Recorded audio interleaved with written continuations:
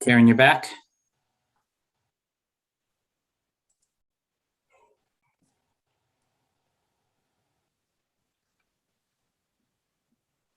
All right, I'm going to call the Capital Planning Committee to order for Monday, October 18th, 2021. It is 6:46 p.m. And we'll go right to the first item on the agenda, which is the approval of the meeting minutes from September 27th, 2021. Are there any comments on these?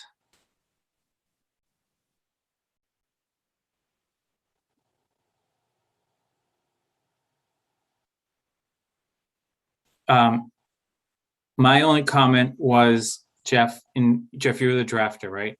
Yes.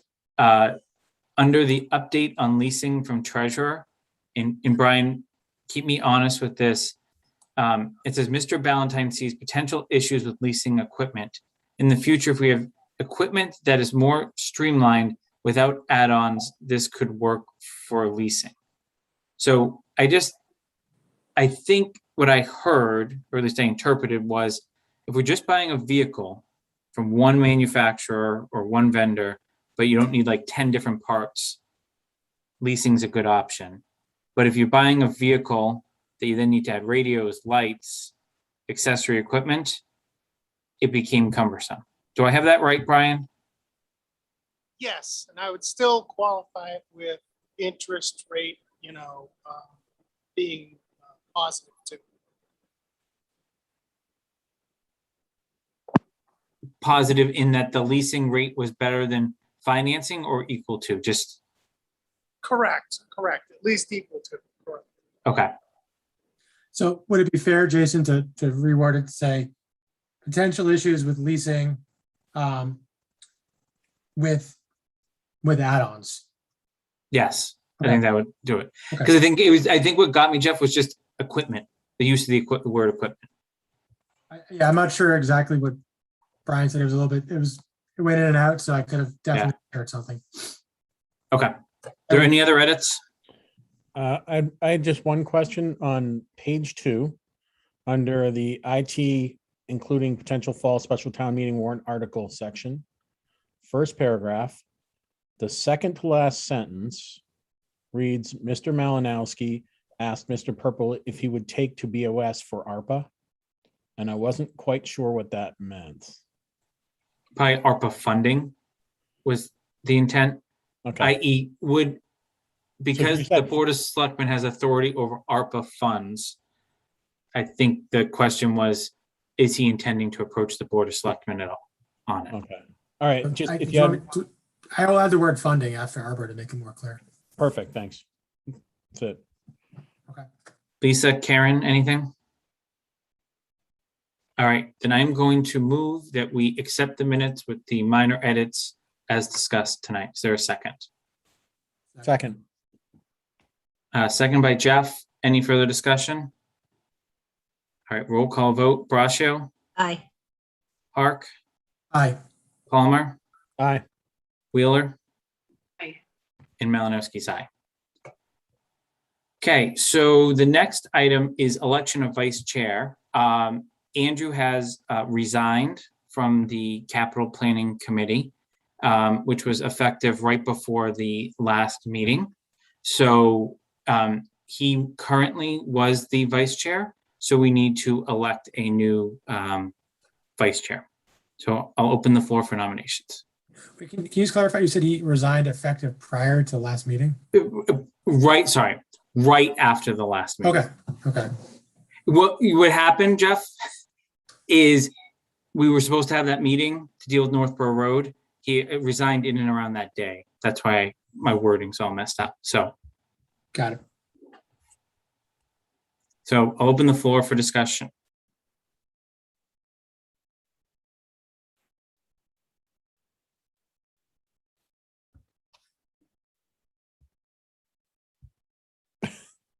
That's a lot of discussion, you guys. Yeah.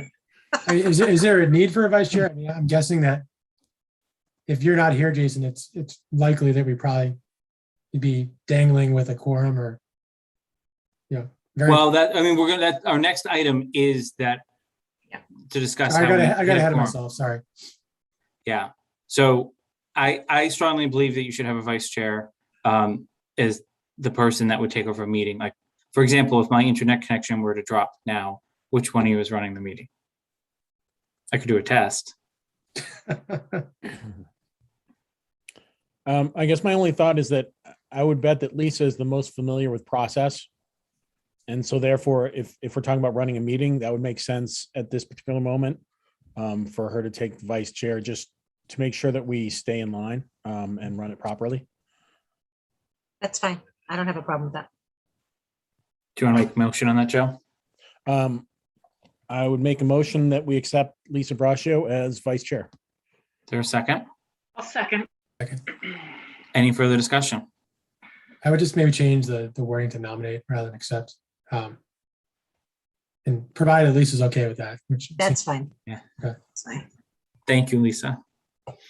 All right, seeing no further discussion, we'll do a roll call vote. Braccio, Aye. Hark, Aye. Palmer, Aye. Wheeler, Aye. and Malinowski is aye. So that is unanimous. Congratulations, Lisa. Thank you. The next is approval of request to Board of Selectmen to reduce committee to 5. We had discussed this not too long ago, the same exact topic. I think we were in a very different spot at that point in time. We've obviously, Mr. Hinterneeder did not choose to be reappointed. We already had an open seat, and then we were very fortunate to get Karen, but now have lost Andrew. Over the summer, I don't know if, or actually it wasn't even the summer, it's really early fall at this point. The Selectman's office did do a process to see if anyone else out there was interested, and no one stepped forward at that point in time. So committee membership, for those of you that are newer, can be adjusted at the discretion of the Board of Selectmen as a Board of Selectmen appointed. It's not common to adjust it all the time, but I think given our circumstances, the reason I added this to the agenda and is a placeholder on the BOS agenda tomorrow night, depending upon what we decide tonight, was to allow 3 of us to meet if we had to meet on something and not have 4. For example, tonight Lisa's gonna have to step out for planning at some point.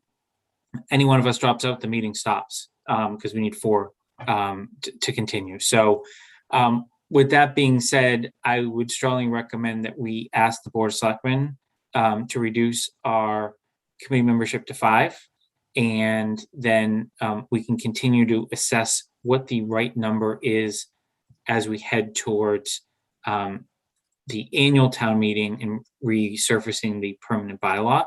The other thing I would say is I would hope that if we go down to 5, and that's the will of the committee in the Board of Selectmen, if there is an extremely well-qualified candidate that comes forward, I'm sure the Board of Selectmen could revisit this decision, but right now we don't have anyone standing in front of them to be appointed. So that's my intent.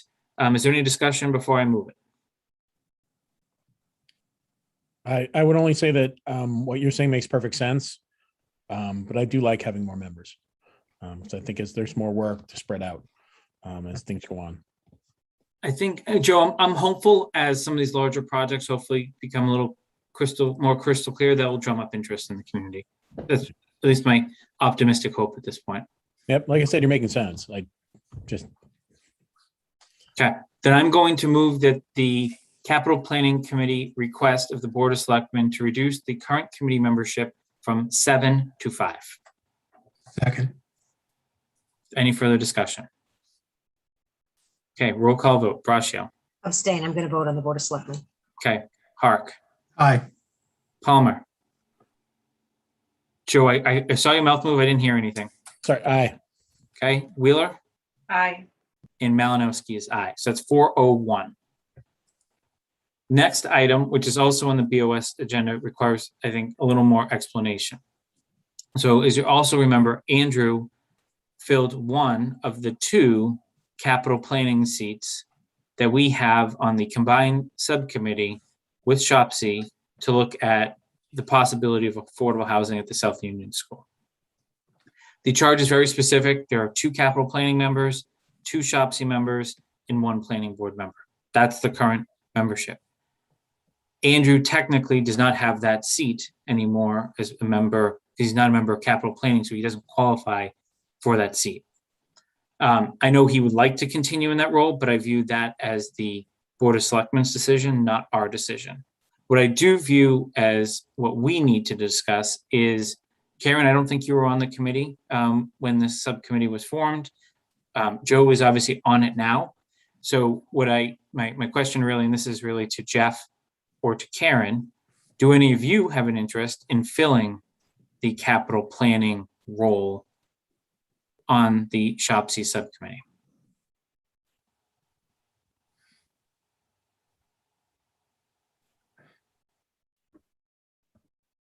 Karen, you can go first if you want. Yeah, I have an interest in the concept of affordable housing in Southborough. I don't have any history with respect to, this particular project. So I don't know if I'm the best person. The other question I have is is it still possible if our current committee does not put forth a member, is it still possible that Andrew would fill that slot? I'm a little confused about that. Or would that be an additional slot on that subcommittee? So I'll play a hypothetical out for a second. If you and Jeff say thanks, but no thanks, then what I would motion here tonight is that capital planning is willing to relinquish one of our 2 seats on that subcommittee. And then I would leave it to the Board of Selectmen as the ones that drafted the charter to determine what they want to do from there.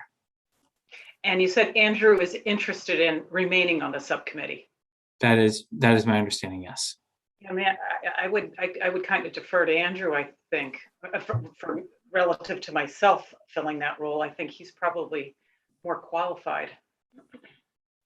Jason, can I jump in? Go ahead, Lisa. So as only one member of the Board of Selectmen, Karen, I think from me, my perspective anyway, I think Andrew's great and I think Andrew does a good job. But I have a concern with either a member of the Board of Selectmen. Now Andrew's just a member of advisory sitting on a committee that's going to talk about the disposition of a building. So I think there's a little concern there from my point of view. I can't speak for the rest of the board. So, and I can't say where the board may or may not go, but I just think it's important to put that out there as well. Also, what's the time commitment involved with serving on that subcommittee? They're meeting approximately every 3 weeks. I think they've had a few meetings. Joe, I don't know what you've all agreed to moving forward. We've agreed to try and meet every 2 to 3 weeks to try and expedite the process of getting through the material that we need to do to make a recommendation as to types of developments that might be possible and the types of partnership situations that might be available and the types of grants and other things that we think that we should be looking for.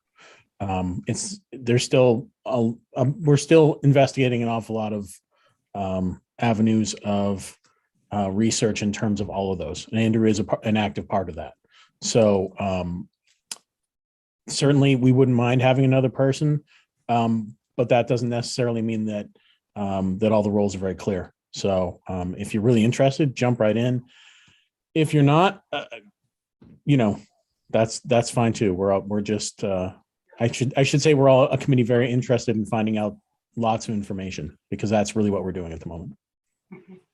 Yeah, I am being a new member of a committee in town. I am a little bit concerned about the time commitment at this point. I just don't know if I can take that on.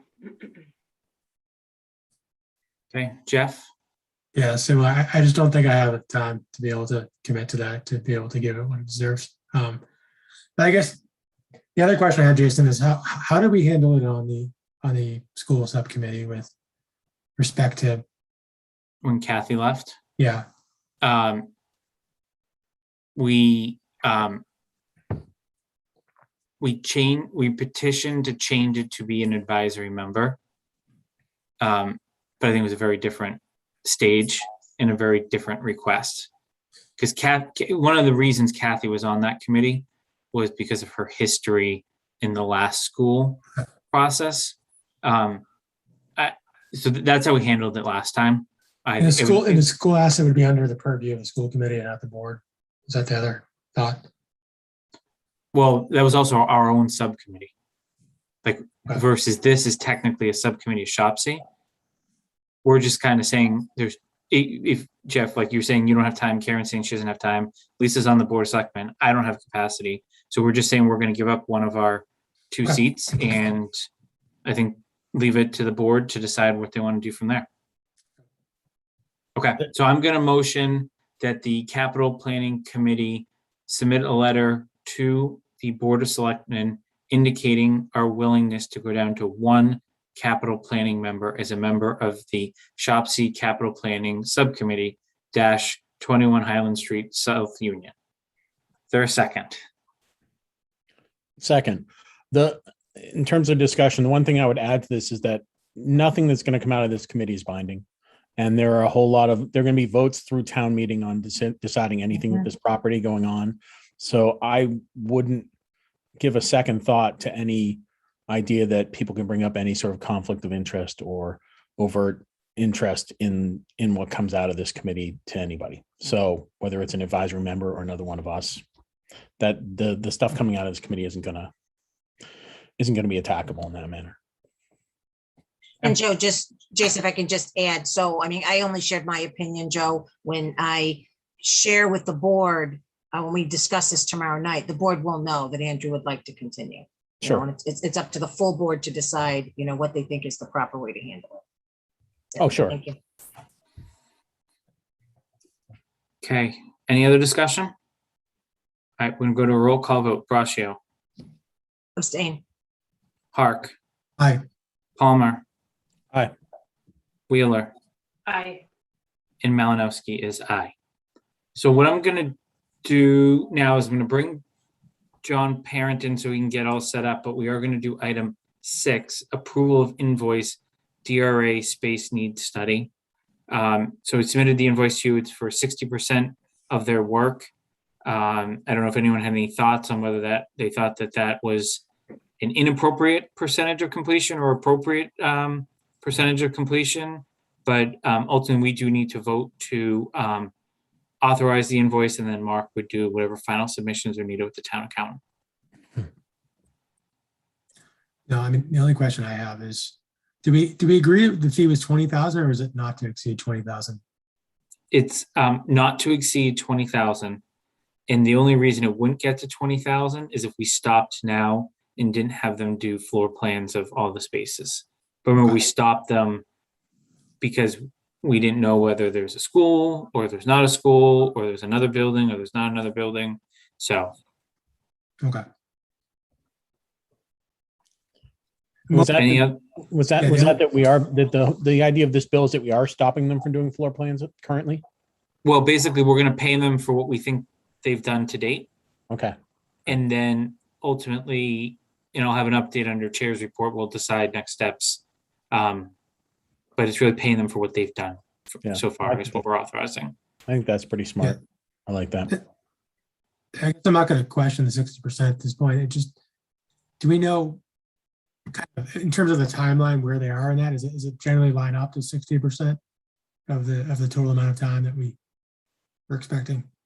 Oh, I don't know that it's at the timeline. It's the amount of hours, right? That it's somewhat right, like arbitrary, right? Because we didn't have them give us like the fixed fee engagement. But I guess I can at least say I know they put a ton of effort into the interviews. Could I argue for 50% or 40%? Maybe, but I think that's candidly splitting hairs from where we're at. And we have a ton of data. If we were to walk away from the process at this point. Yeah. Okay, so I am going to move that we accept the DRA space needs study invoice that was included in the packet. Is there a second? Second. Is there any discussion? All right, roll call vote. Braccio, Aye. Hark, Aye. Palmer, Aye. Wheeler, I, and Malinowski's aye. So that one's unanimous. All right, John, welcome. Thank you for hanging in there. I just needed to make sure we had this group for at least those items before we get into some of the members' updates later on.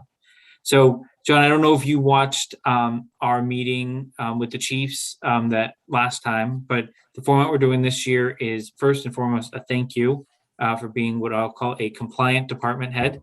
Not only did you take the time to think about your capital plan, you submitted everything per the instructions on time. I think hopefully the committee will agree with me in a detailed enough manner to give us a lot of pre-reading so that hopefully people have come with well-formulated questions. I know your capital plan takes a lot of work given the volume and the fact that you're not dealing with one department. Really, you touch almost every department in town in some way, shape, or form in the facilities that they all operate in. So not a easy feat to be at the top of the list there. But again, thank you for that. The format that we've been doing this year, because of the amount of, I'll call it homework that we gave you in advance, that we hope will be helpful for not only our committee to make formal votes, but also BOS and advisory down the road when stuff gets to a warrant, is we don't need you to regurgitate everything that you submitted. Really, if there's any primers or openings or really things you want us to focus on or make sure we saw, we'll give you the floor. And then I'm literally going to do a round robin with the committee to ask whatever's on their mind, whether it be large items or small items. So the floor is yours, John. All right, well, I'll make this real easy then, actually. What I did is I know that your committee in particular is looking at a lot of the buildings, space needs studies, i.e. possible school change, et cetera. Therefore, I did an extra thorough examination of the capital plan this year.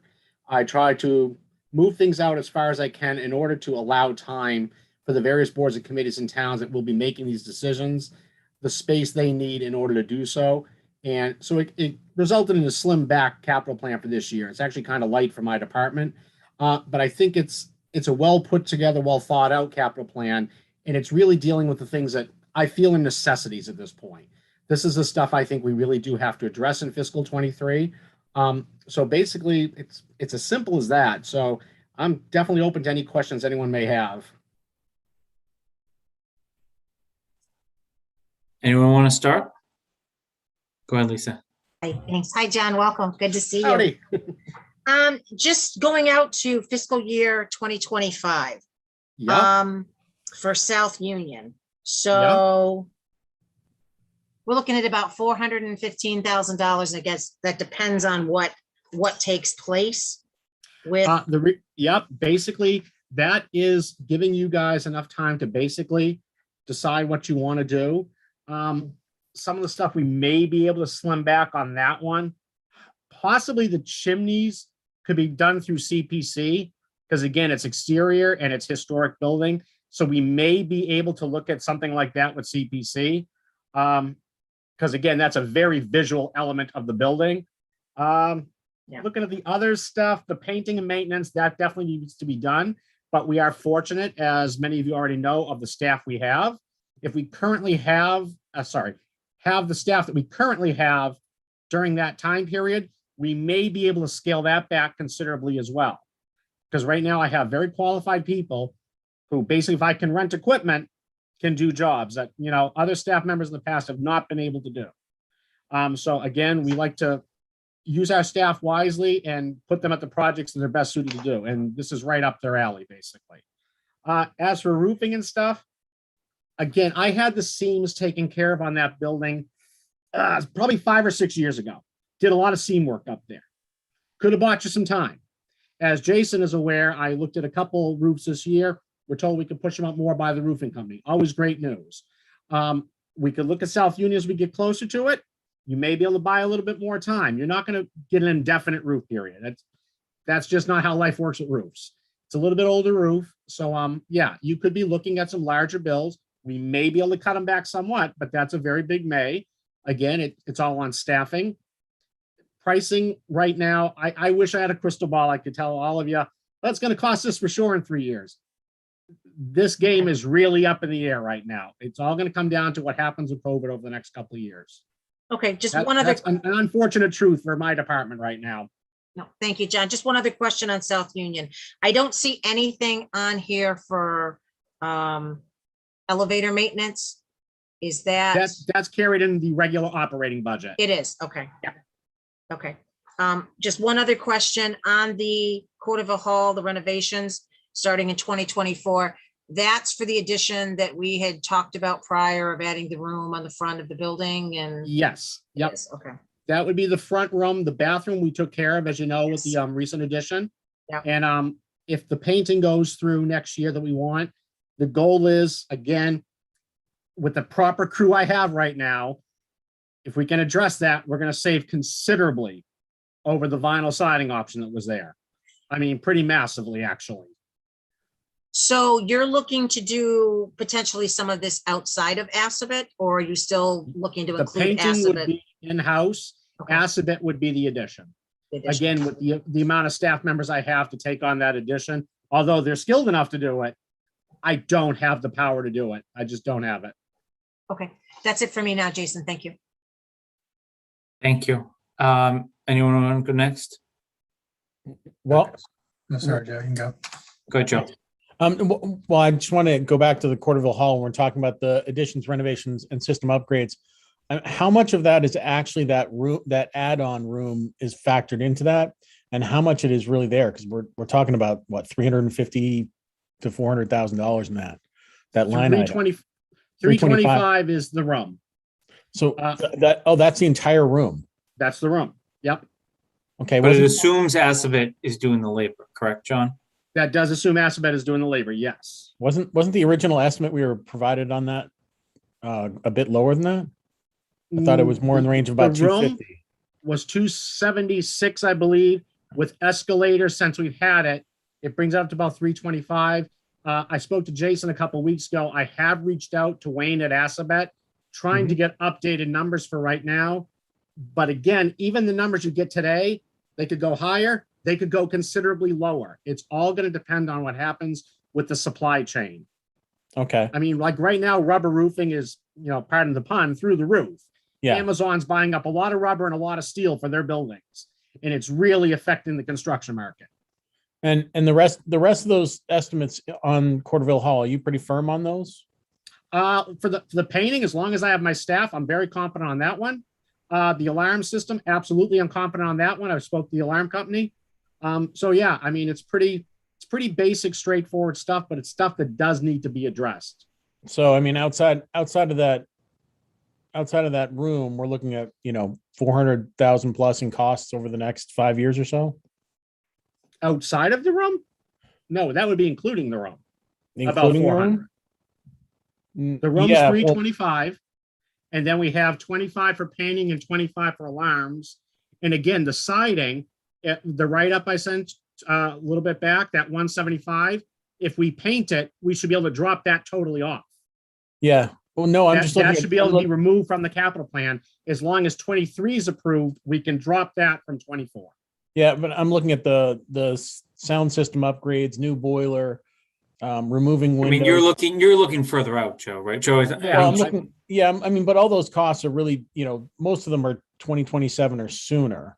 they're 5 years, within the next 5 years is probably Yeah, the way to and phrase that's, it, right? I mean, I'm just looking at that and I'm thinking to myself, we added a room and all the money and we're putting in, 700 plus in the next 5 years.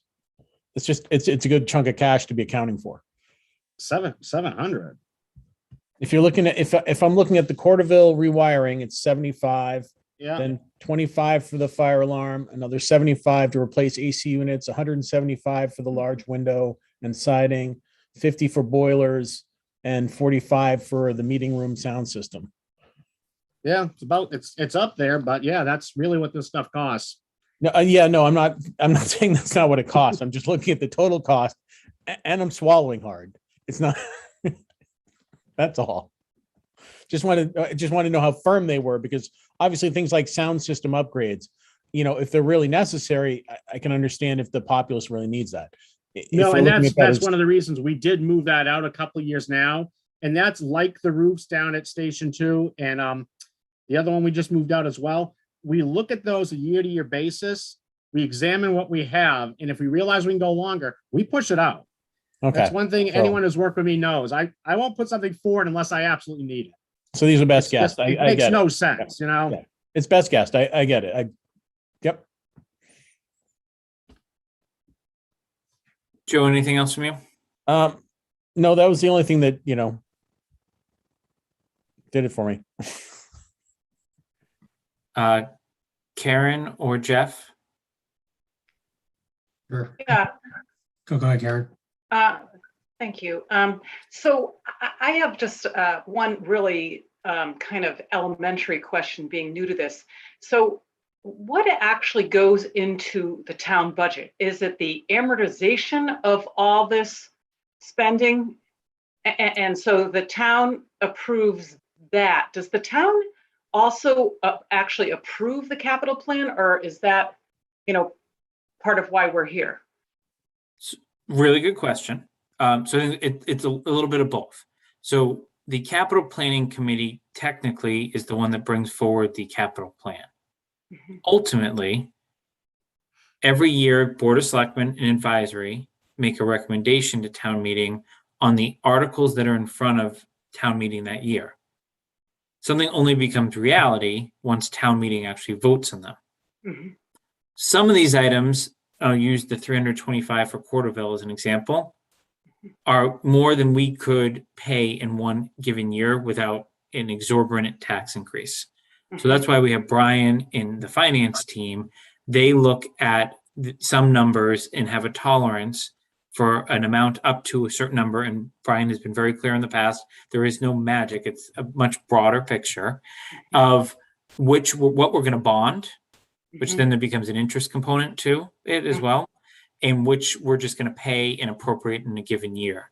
So any number that you see kind of spanning over multiple years are the projects that Brian has at least initially flagged as the ones that would be bonded, and the ones that are listed as just the full cost are ones that would be funded in the same year. It's typically how it's done. We had extensive conversation as a committee last year, and then sometimes I think gave Brian a little bit of how we thought we should finance it. That is not our job, unfortunately. But I think I will give kudos to Brian and the finance team. They do definitely listen to different perspectives. That was kind of that leasing conversation we had very early on. So I don't know if that answers the question or if anyone wants to add on, but that's my attempt. Yeah, okay, so that's helpful. And so, which leads me to the kind of the one question I had is, so at the bottom line, the grand total, do you try to, to some extent smooth that out over the, 10-year horizon? So that the tax bill doesn't go up exponentially one year, and so it doesn't create uneven tax bills from year to year. Yes, but it gets more complicated than that. You're looking at just the facilities department. Yeah, I know. So like, right, John, for the most part, is relatively consistent because it's like a project at building A this year, a project at building B the next year. I mean, the numbers obviously vary, but then if you kind of think back to Chief Achilles, his is all over the place, right? And it's all based on age of equipment and what vehicle's up, and versus police is usually pretty static, right? It's, 2 cruisers here, 1 cruiser here, recreation who's coming in, after they have a large project, depending on the funding source. But I think the other thing, Karen, that people tend to lose sight of, but you'll see it once we have the full plan for the year, is the projects that are already done or have been approved and the debt associated with that. So, right, many people have put the public safety building in the prior school projects in the past. We're actually just paying off the schools that were done 20 years ago this year, right? So decisions made before a lot of us maybe even lived in the town. Yeah. So. John, I assume that you do this projection every year. So last year, when you projected FY23, roughly what was that number? Or did it, the 280 that's in there right now, is that, higher or lower than what you projected last year? I don't have it in front of me, but I'm 99.9% sure it's lower because we did some very, very tight scaling back this year and move things out to accommodate the process that's going on right now with the buildings. Okay. And I guess, my perennial question, John, is around, carbon reduction and the opportunity to do so with some of your, I'm thinking like, the boiler, there's some vehicles, some HVAC systems. How do you, consider that, when you're, putting together a budget like this and relative to any carbon reduction goals that the town has, if they have any? We're very lucky in the fact that most of our equipment has already been converted over, our boilers. We already have high efficiency boilers in public safety, town hall, Court of Hall, I believe, is the high efficiency already as well. DPW, we've already got high efficiency down there to the extent they're all newer. So the fuel consumption on them is already lower. As you'll notice on the capital plan, we do have the town hall coming up to work on what we have air handling systems right now. We're going to go to what VRFs, so each room can individually control. And that's going to allow us to shut off parts of the building when they're not in use, which we don't currently have that option. Basically, lighting, we do whenever we're changing out lighting, we go to LED now. That's just a no-brainer. I've also been working very, very closely with the schools. We have changed a ton of their VFDs over this year, and it's been amazing, how many projects we've gotten done in the schools at this point.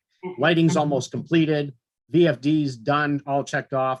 The library, we've done the VFDs on the system, we've done the boiler over there, we've done the AC, and we're already seeing reductions in energy. It's nice when you're seeing it, actually. Yeah, that's great. Is there a point where, you would, this is probably, well, it could be in this 10-year horizon, where you would actually convert to, electricity fueled, vehicles or heating systems? Already working on the vehicles. Working right now with Energy Conservation Inc. And we're trying to bring a new 1200 amp service up to the fire and police department. Basically over at the canopies, I have enough amperage remaining on the main system right now that I should be able to put some charging units in the fire station side once the vehicles become available for that side. Working with Chief Paulus right now on the police side, we're expecting our first hybrid vehicle to be delivered very soon, actually. And next year we're planning on another hybrid, but moving forward after that, our goal is all police vehicles becoming electric. That's the goal. Yeah. They're amazing. I went out for a test drive with the chief a couple months back. Unbelievable vehicles. We would be foolish not to invest in these, seriously. Thanks. Thank you, John. No problem. Jeff? Yes, John, just a couple of questions on here. Just curious, what is the new furnace at the cemetery? Is there a building at the cemetery? Oh, yeah. Okay. Yeah, that's Veterans Affairs is over there, and they actually run the cemetery business part of it out of that building. And they have repairs and maintenance shops downstairs for the equipment. Yeah. It's an old force hot air system over there. Okay. Another question I had, the DPW garages are in 3 phases. It's $50,000 per year over 3 years. Is there any opportunity for economies of scale if you do them all in 1 year? Generally not on doors, it's going to be pretty much, it's going to cost what it costs. That's why I spread it out, honestly. I can't see you getting any kind of great deal on that. So if we can stick with our same vendor and do it over the 3 years, I think that's probably the most efficient and proper way to do this one, honestly. Okay. Because the doors cost what they cost. Okay, fair enough. The Flag School Historic Museum, is that also a historic building? It's not on the registry. The only building we have in town, to my knowledge, that's on the registry is South Union. We have buildings that are eligible to be on the registry, but they're not on it.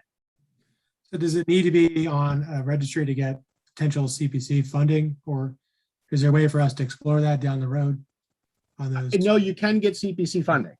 Okay. You don't have to be on the registry. It just has to have historic significance, basically. Okay. Just maybe 2 more questions. The maintenance, how has that panned out this year? Are you on track? Is $100,000 still fairly? So far, we're good. We're very early in the year, as you know. So luckily, nothing major is blown up. Let's hope nothing major does blow up. Okay, perfect. And then, the restroom, just, I know you're doing phase 1 now. Yep. 40,000 still seem pretty reasonable. We haven't started that project yet. We're currently working on the library project in-house. As soon as that one's finished, we'll go on to that. I'm still confident right now, again, because of the staff I have, we should be good at 40,000. if I costs. can't, come I up at cannot all give on these people enough materials, praise, seriously. I consider myself one of the luckiest department heads in the world right now. which is great. But in terms of materials though, you think that's still reasonable with costs going up?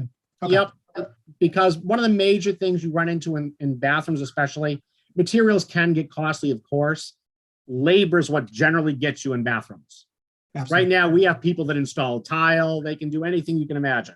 And a tile setter alone will break the bank sometimes. But I've got two people who are very skilled in tile. Awesome.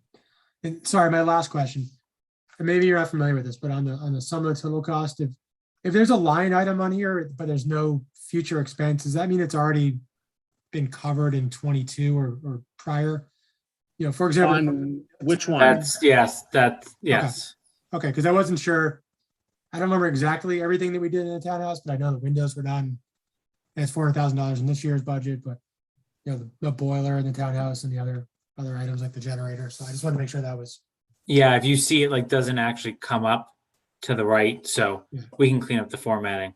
Okay. I just need some other departments to submit their plans so we can have one comprehensive one. Well, that's all I had. Thank you, John. You're welcome.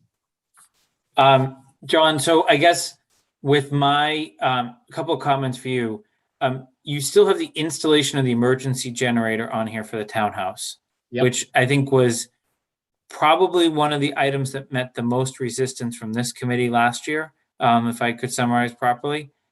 Why is it back? We're carrying it, but you'll notice in the write-up I sent you, that is a caveat that takes into consideration if you can get grant funding for it. So it's going to be a matching. That 50,000 would not buy a generator, but that would cover engineering. And then if you went to go for, I think it was a FEMA grant that Neil went for the last time on those. Yeah. So if you could do that, that would be used. That Okay. does not install a new generator for you. Got it. Okay. My next one is I'm going to double down on something that Jeff said related to the phasing of the overhead doors. When you go to get quotes closer to town meeting, Mhm. and as the budget cycle develops, and I know the budget cycle is never easy, I don't think it's going to be the same number 3 years in a row. I don't have a crystal ball, but I already put an how do we escalator in there. guarantee the materials, right? Like just look at what we're dealing with in our day-to-day lives. How do we guarantee that the cost of the inflation related to those supplies is not going to be worse than like what it would cost us to just maybe do it all at once? We don't. That's unfortunate. That is the truth right now. We don't. Okay. The hope is after maybe 6 months of inflation, you're going to see some stuff starting to correct. But anyone who's watched financial markets know the longer it goes on, the less likely that is to happen. Because once salaries start correcting for it, you can't uncorrect those. And you really don't becomes the think, issue. and you really don't think that there's efficiencies on the labor side of that if they bring 6 There may be doors versus something 2 like, doors? Hey, if you guys have the stomach for it, there's no reason we can't put it all in at once. I think we need to be educated on what the options are, right? Doing all 6 now, however many, I'm just making this up, right? There's 6 doors roughly. No, way more than that. Okay. Way more. All right. Than that. Give I us think it's 100% 19 or of 21. at least what I would advocate for and welcome the committee's feedback. I want to see 100%, 50%, and 33%. You've given us the 33% at a time, right? But Yep. let's just do a quick check. And, you know, usually these vendors are pretty on the money, right? And I imagine, is this a state bid list item as well? Yes. At least the Well, that's if you materials. do it over 3 years. You do it at once, then you're going out to bid. Got it. Okay. I think if we know what the options are, obviously we'll take it into account with the bigger picture, but I think it's important that's what we're trying to think about ahead of time. Okay. The other thing I believe I know the answer, but I just want to make sure everyone on the committee, especially the new DPW Annex is the one on Harrington Street, the old Station 2 for fire, right? So just everyone's aware, that's not like those accessory buildings off to the side near the transfer station. That's a completely separate building that at one point in time was attempted to be disposed of at a town meeting, but I don't think it passed. But I think it was interrelated with Fayetteville. Lisa, check me on that. I think it was that same article. So I know people have floated ideas on storage facility there, and other ideas, but I hadn't thought about it until I saw John's plan again, that building actually has some decent items coming up, not immediately, but in the short term that we need to focus on. And then John, I'm going to save the last question because it's a pretty loaded question, and if you don't know the answer on it, I'm going to punt it to Lisa, or one of us are going to do the follow-up. I noticed Council on Aging posted an agenda for tomorrow night related to, I'll call it the living room concept that many of my fellow members were asking about. I know I've had conversations with their chair and also their former chair, who has really been trying to advance that capital project. Have you had conversations with them and know where they're going? I'm just afraid that we may have two processes going two different directions I'm trying to stay clear of it on purpose. Okay. Right now, I'm trying to stay clear of being approached with it by them because I know you're working on it on this side. Okay. It's like we can only have one thing going on at once. And Basically, Jason- I've done my homework up to the point where we've got pricing and stuff. So now everyone has to work it out amongst themselves what they're going to do. I did see it on the agenda as well, Jason. All right. So Lisa, do you want to follow up with them, or would you like me to? Either way is fine. Okay. Yeah, just let me know, Jason. All right. We will get an answer to that one, but obviously I know this committee strongly supported helping them advance their space needs last year. But I guess as you'll hear upcoming in one of the updates, we're pretty close to knowing path A or path B.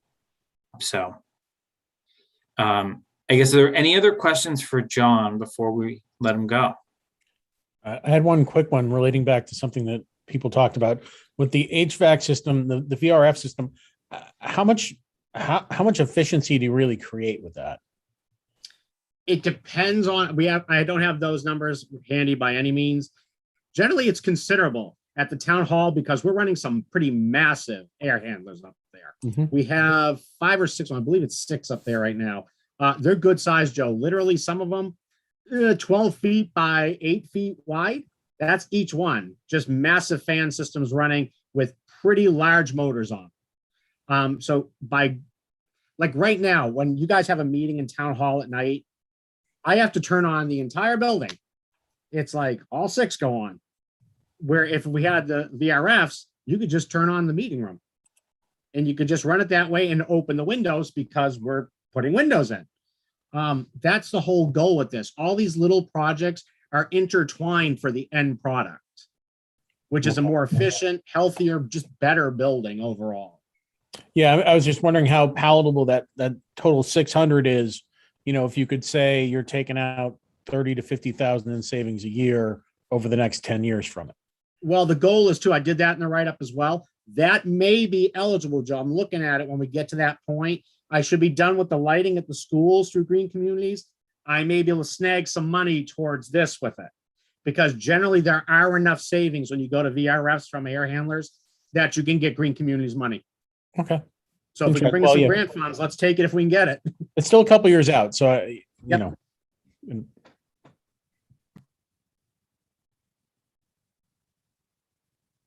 Thank you, John. Hey, Any you're other most questions for welcome, John everyone. before we release him? All right, John, as always, thank you. And the committee will be in touch as we vet with the other departments if we need any follow-ups. Awesome. Everyone have a great night. You Thanks, too. you too. Thanks. All right.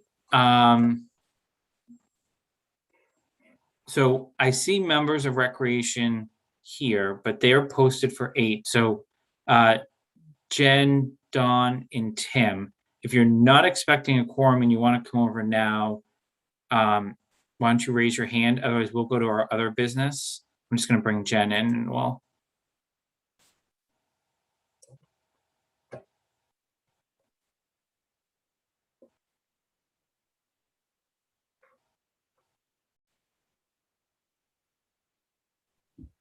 Hi, Jen. Hello. How are Yeah, you? and say if Dawn and Tim are there also, we could go ahead. Okay. You're not expecting a quorum at 8? We might have more joining, but it was Dawn and I that were gonna talk with you tonight, so Okay, if you're comfortable moving forward, then I'm I will fine. bring them all over.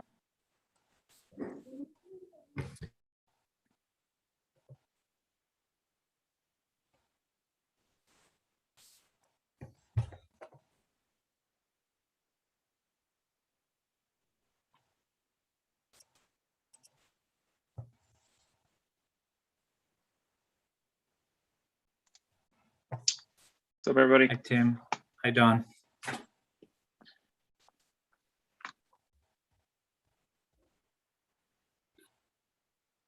So Jen, I will let you, Dawn, and Tim introduce yourselves, especially Karen's our newest member. But just, I don't think you were on when I gave John kind of the spiel on how we're doing it this year. First and foremost, thank you for getting kind of your summary in. The committee has your Excel. I guess it was in Google. I converted to Excel summary that you and your commission had worked through. We don't need a kind of complete recap of it, but obviously would like to give any of you the floor to highlight anything that you want us to be aware of. And then what we'll do is pretty much what you just experienced with John in terms of just around the horn, what's on the committee's mind and questions that they may have. I do think it's important, though, that I have it as my agenda item under chair's report, but I think it relates to a lot of some of your items is next Wednesday, so October 27th, is going to be a joint school committee meeting between the Southborough School Committee and our Capital Planning School Research Subcommittee, where the superintendent is going to present two things. His recommendations related to the future of the schools as it relates to a lot of the conversations that there's been a lot of letters on and notes on in the community, as well as a second demographic report. I know that impacts a lot of your plans, so I'm sure there will not be any decisions that night, but it obviously will probably be the first insight into where that's trending. So just wanted you all to be aware of that in case it was of interest to you personally or as you're in your commission roles. With that, I'm really going to turn the floor to all of you, and we're here to listen and then ask questions as you see fit. Cool. So I'm Jen Hansen. I'm currently the chair of the Recreation Commission, joined by Tim Davis, who's our Recreation Director, and Don Dumont, our Vice Chair. And so do you want us pushing this document, or you guys all have it in front of you? We all have it. All right. So I can just give like the spiel, and then Donna, you'll be ready to, you can go through more detail. So we've been looking at kind of like this planning for recreation for actually several years now, since we did a facility study back in 2017. And I want to say probably like 4 years ago, we took our first draft to starting to plot out, okay, if we're, investing in our fields, what does it look like? What is the upkeep? Kind of taking that longer view. And that was a file that, was about 3 or so years old that we went through and revised, and now have taken another look, given another couple of years worth of work and investment and research. We've talked to a lot of other towns and their rec departments, what they've been doing and how they've been doing it. So this latest one feels, and also now having Tim in his role for a couple of years now, we have a better sense of like how we operate, what we can get done. And we've been working through a kind of like a backlog of projects that were already funded that have been delayed for various reasons. So feeling pretty good about the plan we have put forward now. I would say the next 2 years are a little more solid than the whole rest of the plan. Like everything else changes and varies based on our needs and like what happens with the school buildings. And if some projects move forward and others we might delay, just so we can focus on what we have on our plate. So, and that being said, a lot of our estimates are coming from that facility study, unless we were given anything newer from consultants. So some of the quotes are a little bit dated, but it's the best information that we have today. So I'll turn over to you, Don. Yeah, the thing I would add, Jen, just for the group as well, is that we've been fortunate over the last couple of years to have received funding from the town to work on the DePetrie field over at the Neary School, and we've got the funding to do Calander, and there's been work that's been done on the lights at Mooney, and also the lights at the tennis courts over by Neary as well. So we're really sort of coming at this from the position of a lot of the, call it catch-up work from, say, the last 10 to 15 years has really been called out, successfully funded. With Tim's leadership, we've really sort of pushed through more projects than I think has been seen in this area in the last 2 years than maybe the 5 to 10 years prior to that. So what you see here in the request is a lot of what also came out of the study that Jen referred to, which is with ongoing and appropriate rest and maintenance, we can avoid more significant spending that we've seen here recently to sort of catch up for that work that wasn't done before. So we've tried to capture where possible, where we'll see more of that maintenance work to avoid the more substantive capital work in the future. Try to get on what would be more of an appropriate sort of approach, as you would expect from anything else. It's much more cost effective to maintain something than it is to attempt to replace it on a periodic basis. So that's reflected in here. And it really, you'll see that most of our more substantive projects have been taken care of. The items that you see remaining are some of the programmatic stuff, whether it's a van that supports a lot of the programs that are offered after school or in, as part of our residential programs, and as well just sort of updating some of the other areas that haven't been as frequently maintained. So the Mooney tennis courts as an example of an item that's in there. We've also included an amount of money, a little bit of it's been is in progress right now to revisit the one field that we haven't sort of touched here recently, which is the Choate field. So we're doing a bit of a design study there to see what the highest and best use could be from a field perspective there. And you'll see that noted in here as well. But I'll pause there either to offer Tim to give any comments or if there are any specific questions, Jason. Tim, go ahead before I do a round robin. Yeah, no, I mean, I think they covered it pretty well. I would only point out, I think there's a couple pieces on here that may raise eyebrows, maybe not, when it comes to that gray area of what's recreation and what's schools. So we are reflecting a lot, for instance, trotty or track, of resurfacing that, you know, years down the line, and some nuggets on the playgrounds and things of that nature. Technically, those are under the jurisdiction of the schools, but obviously with our use and our partnership with the schools, when those come onto the table, I'm sure there'll be some discussion on leadership on those projects. So we kind of wanted to add them in still, just to kind of show our thoughts on them and what we think we can get out of them and when we would expect most likely they would need to be addressed. So I just wanted to add that in, but Jen and Don obviously did a great job. So. And I would just add for the school stuff, like you said, it's the recreation point of view. We actually have not met with the school committee or anyone there about this. It's more of a, we want to make sure nobody forgets about them, right? So. And because we don't have a fully updated school capital plan, just so you know how we're carrying them, what we did with your document is the South Union playground we did put in, because obviously that's not under school control.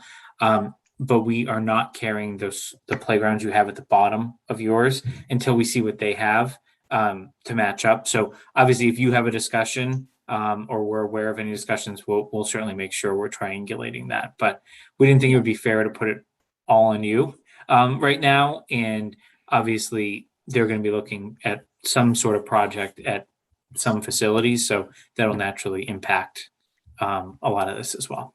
Yeah, and we can also, given now this is more of like a regular cadence that we'll be doing and keeping these updated, we can make an effort over the next year also to sync with them and figure out where they're at. So, yep. Yeah, that's great.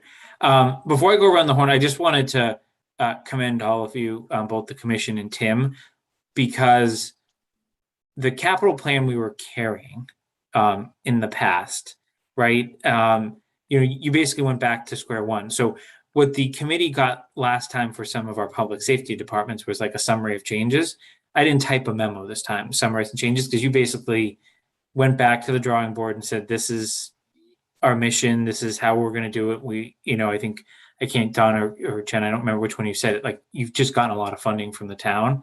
And I think, I just wanted to commend you that you're not like trying to continue, right? Like huge projects every year, that this does appear, right? Like, we can all talk about timing and cost and what the project is over time, but this does appear to be definitely something that's more scalable, which obviously we need, like, when we sit back here, even if we think it's the greatest idea, you obviously heard John before you, and we have a lot of other folks that are looking for capital items, and there's only so much money, as we all know, to allocate to those things. So just wanted to commend you for that, because I don't know that that's readily apparent to the committee, unless they went back to like day one as a capital planning committee, which Karen doesn't even have the benefit of being part of some of that stuff. So with that, Joe, I'm going to go to you first with any questions that you may have for the group. It's not so many. I did have a few questions in here, but I would prefer to make a statement first that I felt that, when the field plan was first developed and put to the town a couple of years ago, a really huge loss took place when it was picked apart. So especially from a town capital perspective, we could get a hold on all the field costs over a long period of time and meter them out appropriately. And I would love to see something similar come back into place and come back around, and this time go out and really get support for that, so we can get a hold of the bigger costs and the bigger fields and the bigger projects and what it really needs, so that we can keep the costs under control. Because this piecemeal thing of doing one field here and prepping here and there, if you took a good look at the field plan from the start, we're aggravating it by not having that, and we're aggravating our capital situation too. In terms of what I saw, I was interested.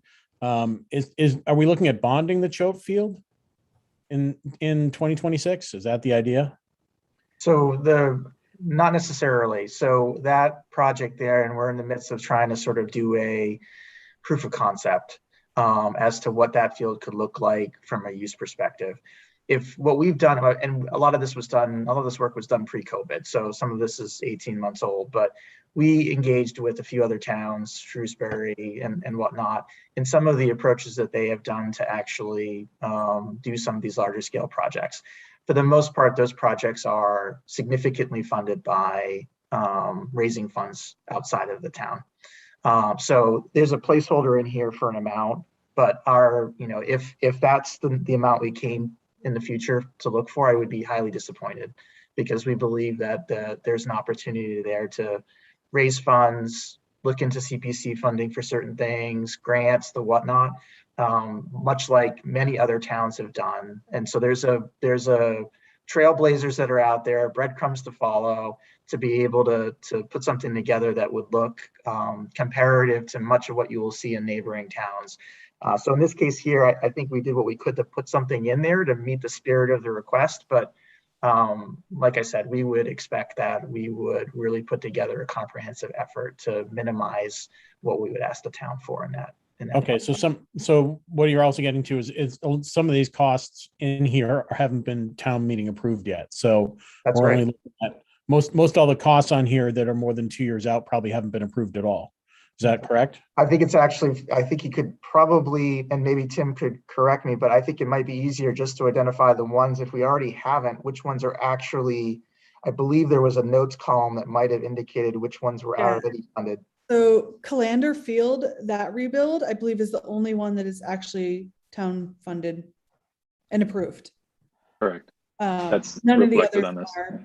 There are, in some of the notes, we do call out where we could use the revolving fund, like when it's appropriate, like the van is the perfect use case of the revolving fund, since it's purely program driven. But otherwise, all the rest of these, they are not funded. And this is more of us saying, like, when is the right timing for that field, and which fields need a complete overhaul versus which just need the like every 5-year $10,000 investment. So.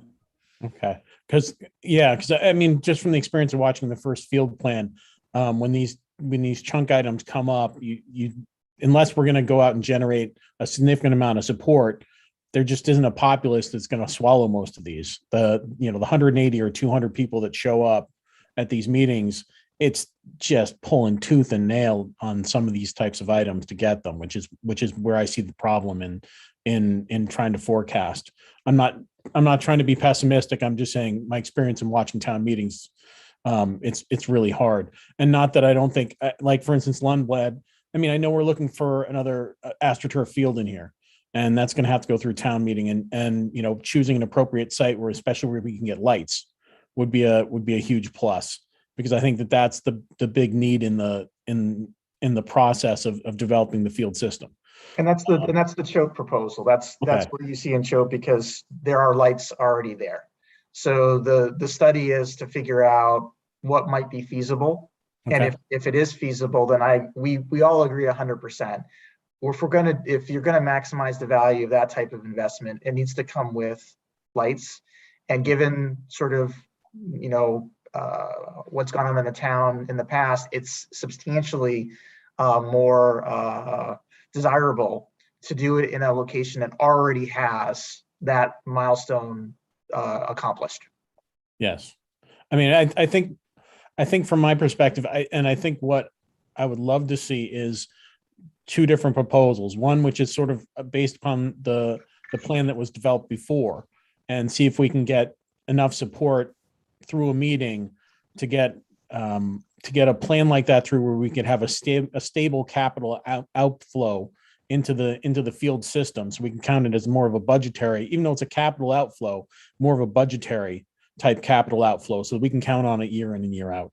One that does that plan, and then maybe one that does, you know, half or 2/3, where you're getting the projects like the choke that you're looking at now, and maybe a couple of the other capital ones. Maybe Lundblad definitely needs some help. So I totally applaud that that's on there. But yeah, getting these things in a hold where we can budget them out and make them more palatable as a purchase. So just to clarify, so you're suggesting that we would like potentially like package up, okay, these are the next 4 fields that need to be redone, so that it's like something you could theory bond out. Right. Okay. Right. All right. And because trying to every time you propose, you know, something like a $900,000. I mean, this is what happened when they divided up the field plan to begin with, was that the minute they allowed it to be divided up, all of a sudden the wolves Like just 4 started different warrants. Yep. went to work on a whole lot of the individual ones, because once they got them separated, they could just sort of sink their teeth into it. And by the time you got done, you got like research money for one and research money over there, and maybe we'll kick just enough to get, you know, Calander on its feet because of that huge water problem.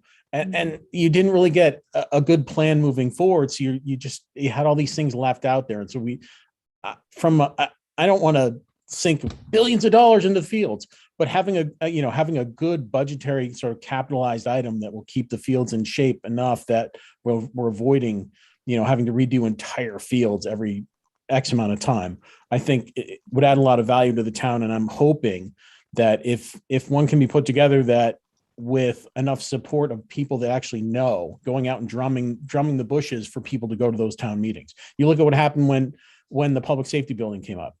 I mean, it was a well done proposal, and the fire department and the police were all behind it, and the town came out, and you saw a mega meeting. And it's that sort of that, you know, we need to drive the bus in that direction, beat the bushes, and get people to do that for the fields as well. Okay. Sorry, I went on too long. No, that's it's helpful. I was going to cut you off, Joe, but I couldn't. Sorry. It was helpful guidance, because I know in the past we've also been told to like just come when the field's ready. So, but if this is the direction we're going in, we can easily start to think that through. I will just say we probably 6 to 12 months out from being able to put that together. And I think a lot of it also is going to come down to where the school is heading, because a lot of these fields might overlap there. But I was just going to say, if you're doing construction at any property, then your field should be naturally wrapped into that for bundling, et cetera, versus Joe, I might take a slightly different approach, just so we don't make them do work that they don't need to do yet. But I think the benefit of having one year after another, and Jen, I'm going to punt this to you because you're on CPC, is there's no way you're going to be able to go to CPC with a massive field project. You have to take I'll call it the smaller cracks at the apple because of their limited bucket. And obviously those projects tend to go quicker and faster than general fund expenses. Right. That was the problem a couple of years ago, Jen and Don, right? Like all those things were coming from general fund for the most part, right? So it was actually hitting the tax rate versus Yep. CPC is tax money, but it's a different type of tax money. Yep, that's fair. Okay. Jeff, Karen, Yeah. I guess I'm just want to hear a little more about the rationale for all these fields going to field turf. When you go through the studies, do you young So- kids playing in these fields, have we thought about like injury risk and So just to clarify, the only field that we're considering for synthetic turf is Choate. All the others are natural grass turf. oh, I thought we said Lundblad was turfed. Okay. Nope. Oh. Lundblad So is just a extra large piece of property. But we are currently still working through a study to understand what's even feasible up there. And that was something that was previously funded as well, that Tim we have to work with the state on that. So we're still working through that with them. So hopefully we'll know in the next, 6 to 9 months, if that field is feasible to be rebuilt. And if it is, we're ballparking, it could be like $900 or 900,000. Our question then is for us to actually figure out, what do we want to do with it? Do we want to bring it back as this massive field with multiple uses, or is there a different alternative for it? So that I'd say that 900 is a placeholder, probably like worst case scenario, if we wanted to bring that back to full life as a field, a grass field. And what's the benefit of doing field turf though at Choate? What's the typical maintenance for regular grass, and like what the cost benefit of that? Like I mentioned, the injury risk for young kids. So from the perspective of why turf over grass, it's really, especially for communities sort of in northern climates, is the usability, right? So you get some rain, especially with some of the fields that we have, and the fields are not usable because they're not safe with regard to whether it be too wet, drainage not there, whatnot. The benefit of field turf is that sort of capability to use it sort of regardless of conditions. With Choate, you get the added benefit of the existing light structure giving you even extended time. So when you get into, late in the season here or early in the season in the spring, you're able to actually maximize the utilization of that. We have a limited footprint of fields in town, as we all know, and that would allow us to really sort of pick it up. As far as the safety study is concerned, certainly would be an element of the review, but based on the limited work that we had done, again, sort of pre-COVID, there's a number of options. There's a number of studies. There's plenty of research with regard to the type of field, the type of material that's used to do it. What's the field going to be used for? So, if it is going to be for a younger group, then you go with the padded version and you put your particles on top of that. You avoid sort of the FIFA high spin turf, and you go for stuff that as someone falls on it, you get more of a bounce to it than you would get from the harder stuff.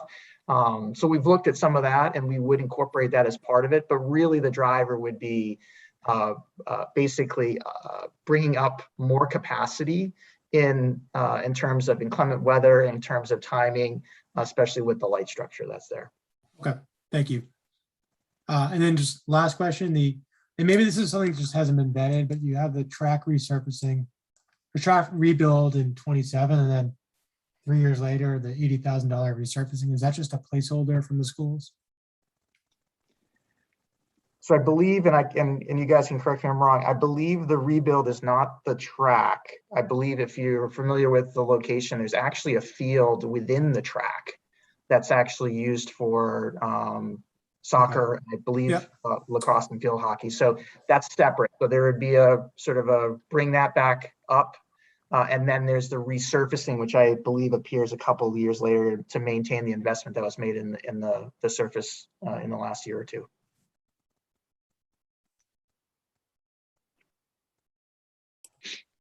anything else, Jeff?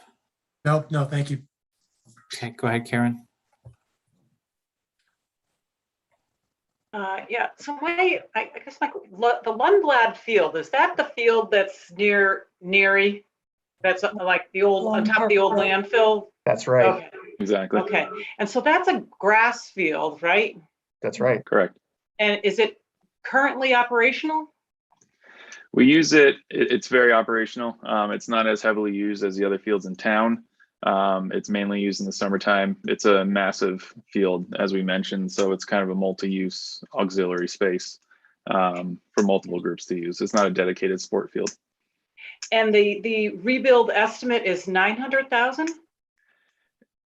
That's a potential. We're in the midst of figuring out the condition of the land, the condition of the field, and if it's feasible for us to tackle it like Jen mentioned, bringing it back to a playing surface or looking at it for an entirely different use to meet the needs of something else in town. So I think the 900,000 is if we think it's like doable to bring it back to a soccer field as it's mainly used for, or two fields within it.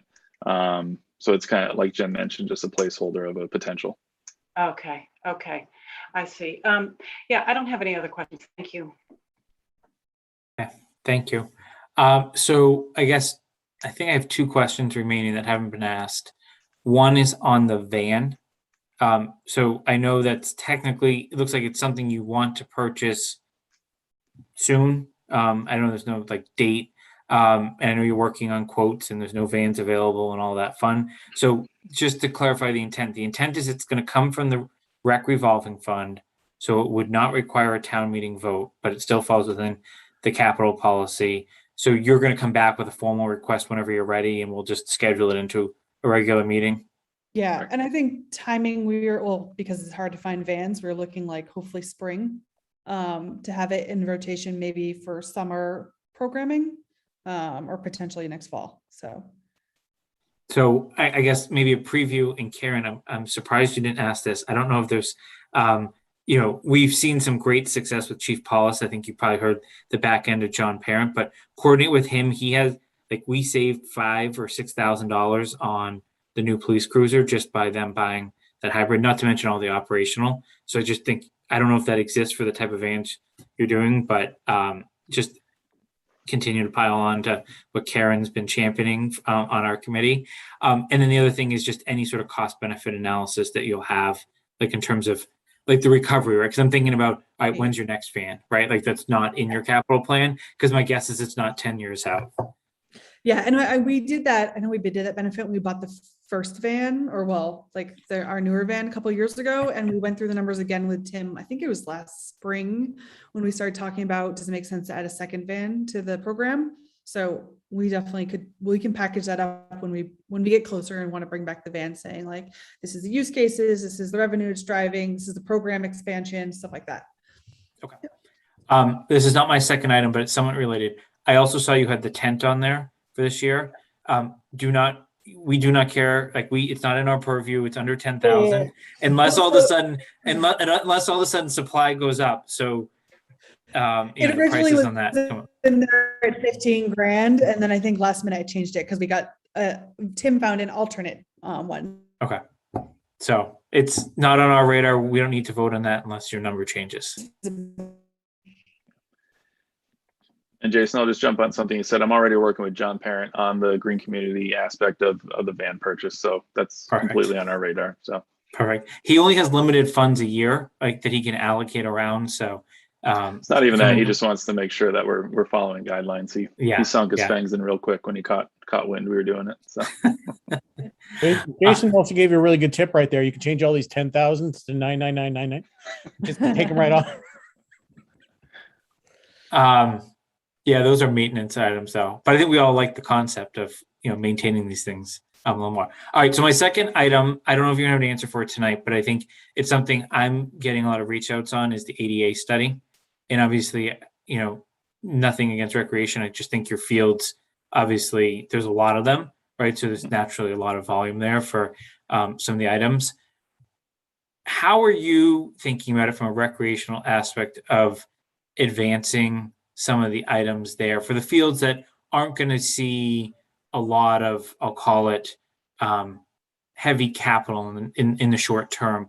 Are you coming up with a plan? Are you submitting it to someone? I just feel like, and this is just my personal opinion, everyone's seen the report, everyone's has a reaction to the report, but I don't know that anyone's doing anything about the report. So I just wanted to see, what your thoughts were. Oh, we got a hold of it. Tim shared it with us and we read through it and we talked about it this summer, but we also, to be quite frank, our initial reaction was like, this is a lot and a lot of it's hitting rec. And we were a little bit waiting to see if there was going to be any like subcommittee formed around this or if it was going to be a little bit of a free for all, to be honest.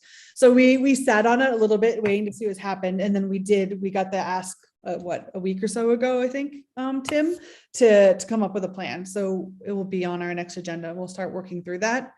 I think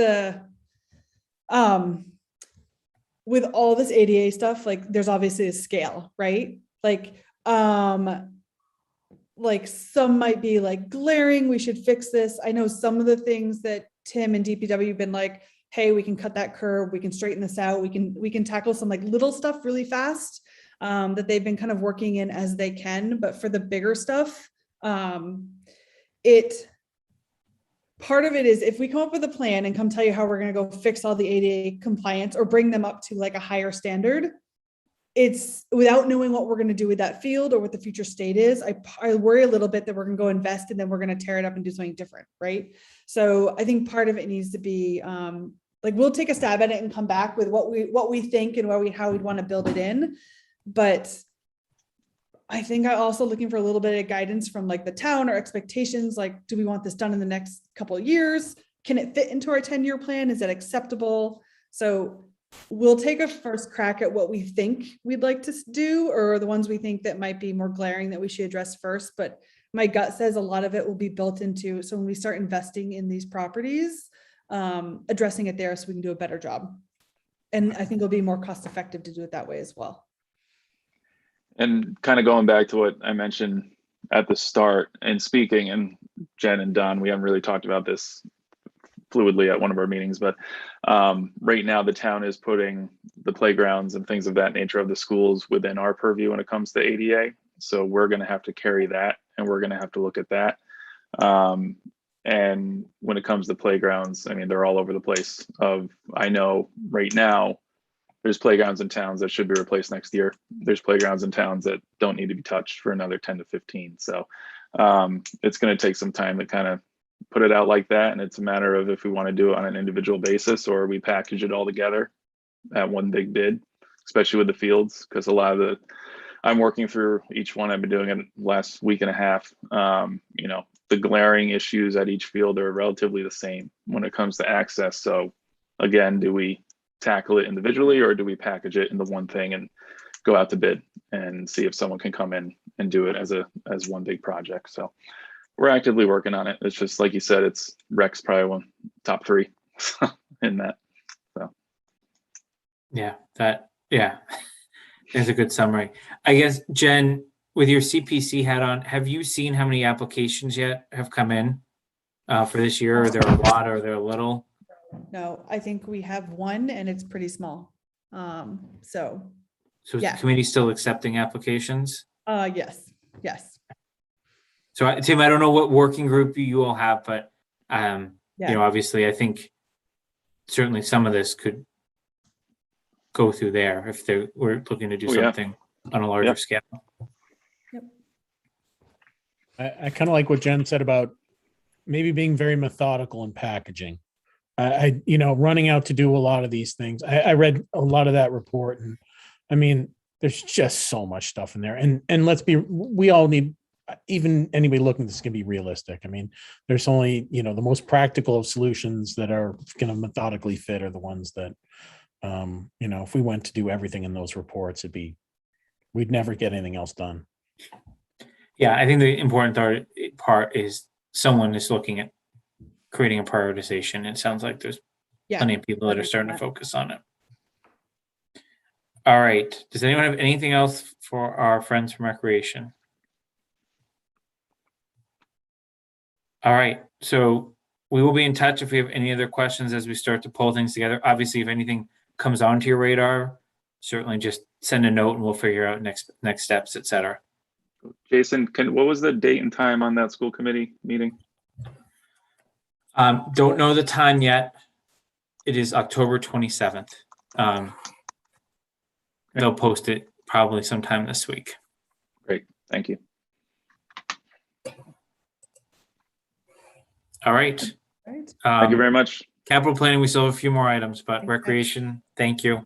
Thank you. See you guys. Thank Good to you. see you. Thanks. All right. We are making great time and have a few more items. So the only other thing that I'll mention, so I'm going to go back to Chair's members update. So item 7A, School Research Subcommittee, I obviously just mentioned the date again. The other important thing that has developed and been messaged publicly is there was a statement of interest sent to MSBA, which is the state's building authority for schools. While the application has not been accepted and moving forward, which is incredibly rare your first year, there is a discussion with MSBA next week with questions that there's a number of members from the school side and the town side that are participating. So I think that's, while there's obviously no guarantees where it's going to go, the state is looking at it, specifically related to NERI. So that's just the only other update there that will kind of naturally, I'm sure, play into some of the discussion next week. Joe, anything on SHOPC school subcommittee? I wouldn't say that it's a work in progress. We're all still doing lots of research, calling, private contractors, the state departments, the grant departments, looking at other projects that have been done, looking at the advantages of different types of partnerships. And actually, it's really kind of fun and enlightening. So at some point, it'll be interesting to give you something to actually look at and make some sense of. Okay. Look forward to that. All right. 7C, special town meeting capital warrant article status. So I participated in discussion with Board of Selectmen in advisory. I think it was a week and a half or 2 weeks ago now. The advisory committee continues to vet the both items, both the IT servers and the funding for our studies. There's different discussions ongoing. They're meeting again Wednesday night. They just haven't taken a position yet. So remains to be seen what they'll recommend on that. All of it has to do with, tax rate, what the potential increase to the tax rate is, and or are there other alternative sources? That's specific mainly to our 30,000. Specific to the IT, it's a broader conversation that advisory's been having for quite some time about IT and how it fits into their broader operational budget, which is obviously outside of our purview. So I'll keep everyone updated. Special town meeting still scheduled for Monday, November 1st. Any questions on that? All right, we have no members of the public here, so I'm going to skip public comment and does anyone have any other business before I go to meeting schedule? Okay. How does November 15th look with the intent of having the Karen Galligan from the DPW in? Does that work? Yep. The main reason I'm going that far out is obviously 2 weeks from tonight is the special town meeting. And then there's some holidays in the next week as well. So I'm just skipping a week and I'm out of town for a little bit as well.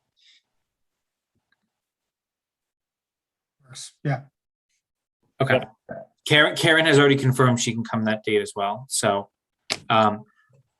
Greg Martineau, the superintendent of schools, has also offered to come and make his capital presentation, but I'm not going to take him up on that until we kind of just see where they're generally at. Their capital planning subcommittee of the school committee has been meeting regularly to vet a few items, but it's highly contingent on everything else that's going on. So he will be coming, and I was very happy to see the response that they'd love to come and meet with this group because they haven't had a chance to yet. All right, I'll make a motion to adjourn. Is there a second? Second. All right, seconded by Joe. Roll call vote. Now I'm all messed up. Hark, Aye. Palmer, Aye. Wheeler.